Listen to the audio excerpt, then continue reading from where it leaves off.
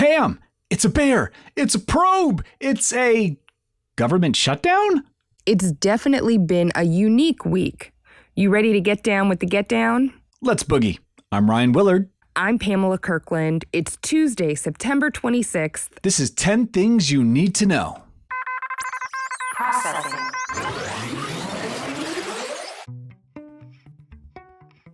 Today's word of the week is seasonal.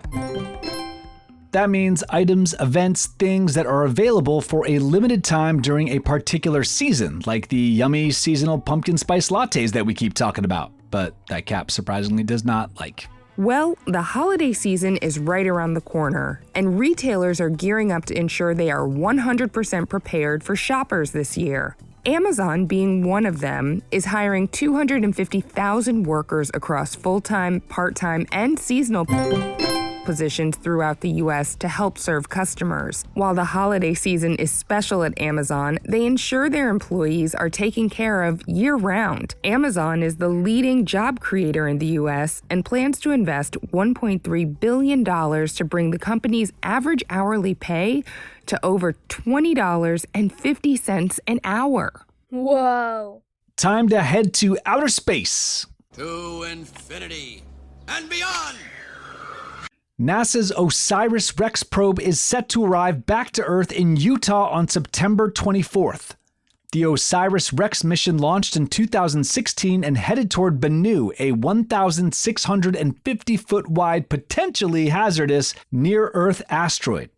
Finally reaching the asteroid in 2018, OSIRIS-REx studied the space rock for nearly 2 years and collected material from Bennu's surface for NASA's Johnson Space Center to curate and store, and eventually share it with scientists around the world to study for clues about the solar system's earlier days. You can watch OSIRIS-REx return to Earth at space.com thanks to NASA TV.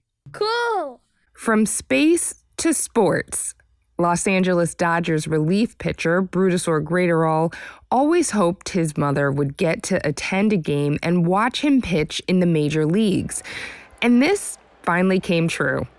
Graterol's mother arrived from Venezuela to catch her son's game against the Detroit Tigers, where he pitched a scoreless 8th inning for a 3-2 victory.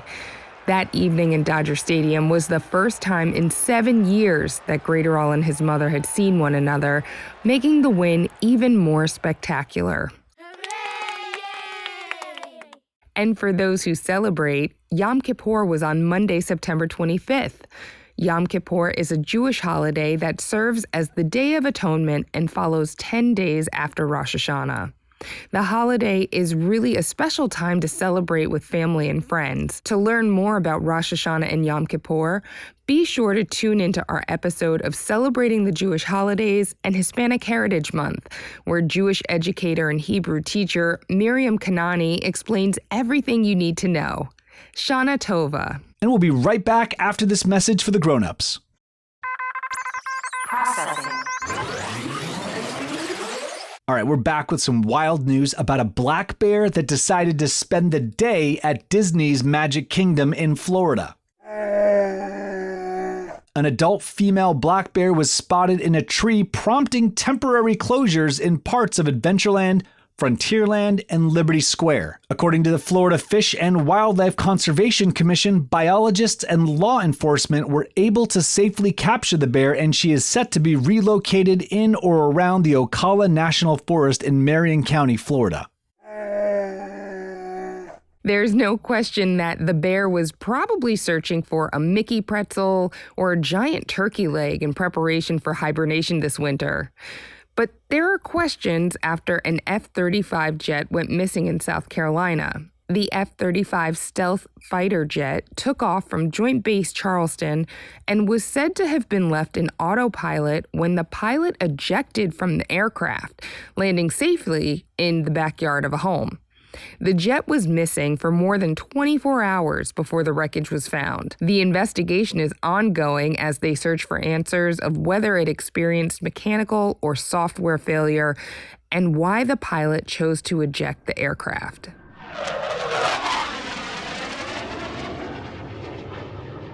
Back on land, Swifties were frustrated this past week when Taylor Swift's Google Puzzles system crashed. In the midst of re-recording her old albums with Taylor's version, she has also created 33 million Google puzzles for fans to solve and reveal the vault track titles. But as fans Google searched Taylor Swift and clicked on the blue vault to crack the codes, it jammed. Google immediately went into its fix-it era and fans were able to begin again. We've got some big news out of Pigeon Forge, Tennessee. 'Tis the season for Dollywood's Harvest Festival that features different types of pumpkins, even colossal ones that weigh between 400 to 2,000 pounds.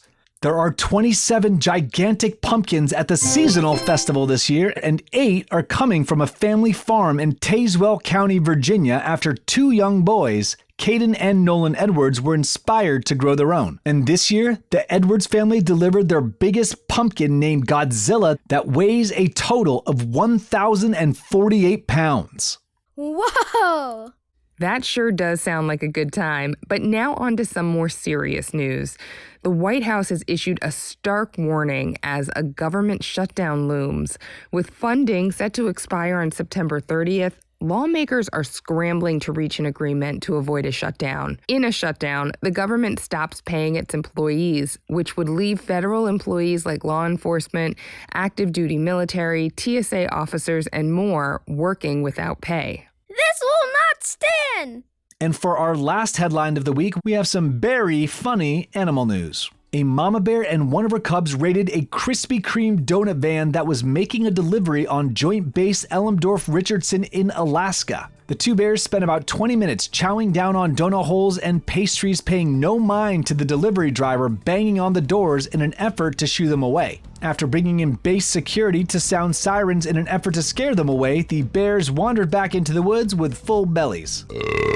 I can't blame them. I would do the same thing. I love donuts! I thought I was done, but I'm actually not. I have a bonus 11th thing you need to know. On Sunday, the Writers Guild of America and the AMPTP came to a tentative agreement that could potentially end the writer's strike that's been going on since May 2nd. We'll have more details in the coming days, but this is great news for the film and television industry. Hopefully, this means the Screen Actors Guild and the AMPTP will restart their negotiations as well. Excellent! That was 10 things you need to know. Check out tomorrow's episode where we'll explore one of Ryan's greatest fears. Wait, what? My greatest what? Don't worry about it. Pamela? My greatest what? I'm Pamela Kirkland. And I'm Ryan Willard.